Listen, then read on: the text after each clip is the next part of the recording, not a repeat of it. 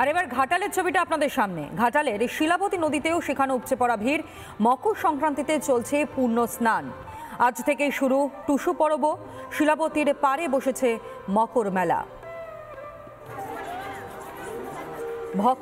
যারা ইতিমধ্যেই ভক্ত সমাগম এবং পাশাপাশি ভক্তরা যেমন রয়েছেন, পুণ্যার্থীরা তারাও ভিড় জমিয়েছেন, পূর্ণ স্নানে সারছেন এবং তারা কি জানাচ্ছেন শুনুন।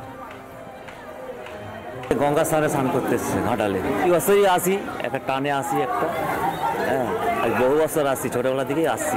প্রচুর লোক আছে, প্রচুর লোক আছে। 144 বছর পর এই মহাকুম্ভ যে প্রয়াগরাজের আয়োজন করা হয়েছে আপনারা দেখছেন, এবং সেই প্রয়াগরাজ ইতিমধ্যেই কিন্তু ভক্তদের উপস্থিতি বিভিন্ন জায়গা থেকে সাধু সন্তরা তারা উপস্থিত হয়েছেন। এমনকি গোটা ভারতবর্ষের বিভিন্ন কোণা থেকে বিভিন্ন প্রান্ত থেকে ইতিমধ্যেই সাধু সন্ন্যাসীরা এবং সনাতনীরা, অসংখ্য পুণ্যার্থীরা, ভক্তরা তারা উপস্থিত।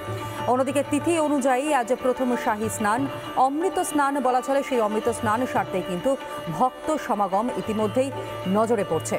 প্রয়াগরাজ থেকে সরাসরি সেই ছবিগুলোই আপনাদের সামনে আমরা তুলে ধরছি। একদিকে মহাকুম্ভে পুণ্যার্থীদের মহা অমৃত স্নান সারছেন অনেকেই, অন্যদিকে এই ত্রিবেণী সঙ্গমে মানুষের ভিড় যেভাবে ঢল নামতে শুরু করে দিয়েছে, ইতিমধ্যেই ব্যবস্থাপনাও কিন্তু নজরে পড়ার মতন। জেলা শাসক এবং পাশাপাশি পুলিশ আধিকারিকরা তারা সদা প্রস্তুত রয়েছে।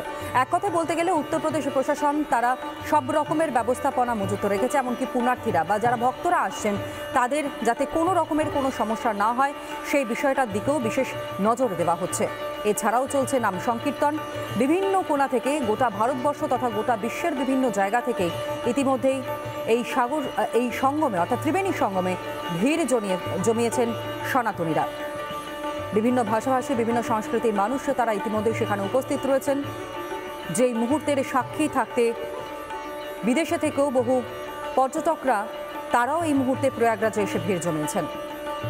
এছাড়াও প্রতিটা মুহূর্তের ওপর কড়া নজর রয়েছে উত্তরপ্রদেশ সরকারের, উত্তরপ্রদেশ প্রশাসনের। ভোর থেকেই ত্রিবেণী সঙ্গমে মানুষের ঢল পুণ্য স্নান সারছেন। পুণ্যতিথিতে চলছে এই পুণ্য স্নান।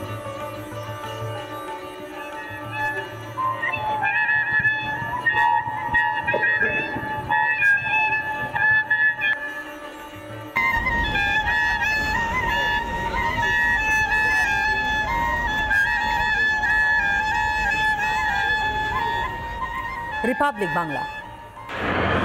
নানা ধরনের কন্টেন্ট দেখার জন্য লাইক করুন, শেয়ার করুন আমাদের ফেসবুক পেজ, সাবস্ক্রাইব করুন আমাদের ইউটিউব চ্যানেল। পাশাপাশি অন্যান্য ব্রেকিং নিউজের জন্য অবশ্যই চোখ রাখুন রিপাবলিক বাংলায়।